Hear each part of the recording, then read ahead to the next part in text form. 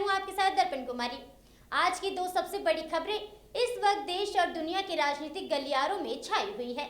पहली खबर वैश्विक कूटनीति से जुड़ी है, जहां प्रधानमंत्री नरेंद्र मोदी 5 देशों के अपने बेहद महत्वपूर्ण दौरे के पहले पड़ाव के तहत संयुक्त अरब अमीरात यानी यूएई पहुंच चुके हैं, जहां उनका भव्य स्वागत हुआ है। लेकिन इसी बीच देश के भीतर से आम आदमी की जेब को हिला देने वाली खबर भी सामने आई है। तेल कंपनियों ने पेट्रोल और डीजल के दामों में सीधे 3 रुपए प्रति लीटर की भारी बढ़ोतरी कर दी है। चुनाव खत्म होते ही आए इस फैसले पर विपक्ष अब सरकार पर पूरी तरह हमलावर है। क्या है इस महा महंगाई की इनसाइड स्टोरी और पीएम मोदी के इस दौरे के मायने, देखिए हमारी ये खास रिपोर्ट। वैश्विक तनाव और पश्चिम एशिया के अशांत माहौल के बीच प्रधानमंत्री नरेंद्र मोदी अपने 6 दिनों के विदेश दौरे पर रवाना हो चुके हैं। यूएई के एयर स्पेस में दाखिल होते ही भारतीय विमान का स्वागत वहां के F-16 फाइटर जेट्स ने एस्कॉर्ट करके किया, जो दोनों देशों के मजबूत होते रिश्तों की गवाही देता है। अबू धाबी पहुंचने पर खुद राष्ट्रपति शेख मोहम्मद बिन जायद अल नहयान ने पीएम मोदी का गर्मजोशी से स्वागत किया। यह दौरा सिर्फ शिष्टाचार नहीं बल्कि गहरे रणनीतिक और ऊर्जा हितों से जुड़ा है। इस वक्त अमेरिका, इजराइल और ईरान युद्ध के कारण स्ट्रेट ऑफ हॉर्मुज में नाकाबंदी की स्थिति है, जिससे पूरी दुनिया ऊर्जा संकट का सामना कर रही है।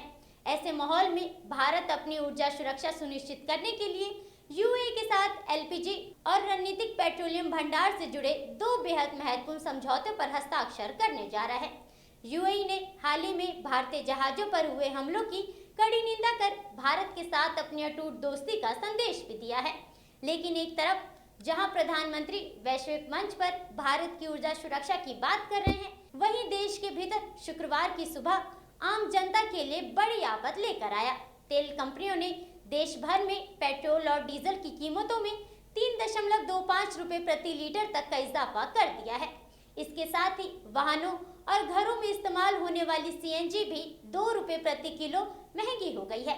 अगर देश की राजधानी दिल्ली की बात करें तो पेट्रोल 94.77 रुपए से बढ़कर सीधे 97.77 रुपए प्रति लीटर हो गया है।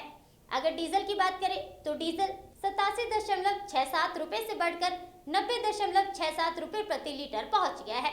हैरानी की बात यह है कि 2 दिन पहले ही देश की 2 सबसे बड़ी डेयरी कंपनियों अमूल और मदर डेयरी ने भी दूध की कीमतों में 2 रुपए प्रति लीटर की बढ़ोतरी की थी। यानी आम जनता पर चौतरफा महंगाई की मार पड़ी है। 4 राज्यों और 1 केंद्र शासित प्रदेश की विधानसभा चुनाव खत्म होते ही कीमतों में आई इस बढ़ोतरी को विपक्ष ने सीधे चुनाव से जोड़ा है।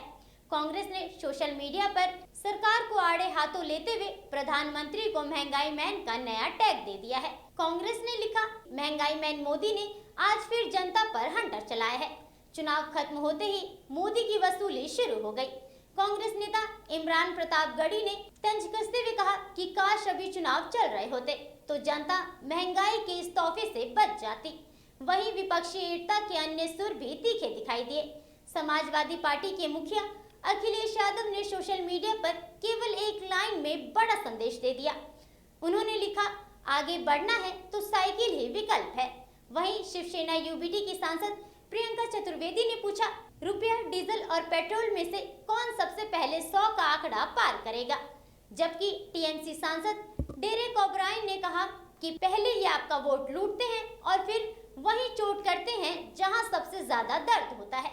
दूसरी तरफ बीजेपी की ओर से अमित मालविया ने सरकार का बचाव करते हुए कहा कि वैश्विक युद्ध और कच्चे तेल के $100 प्रति बैरल पार होने के बावजूद भारत सरकार ने देश में बेहद सीमित बढ़ोतरी की है, जबकि दुनिया के कई देशों में ईंधन के दाम 40 से 90% तक बढ़ चुके हैं।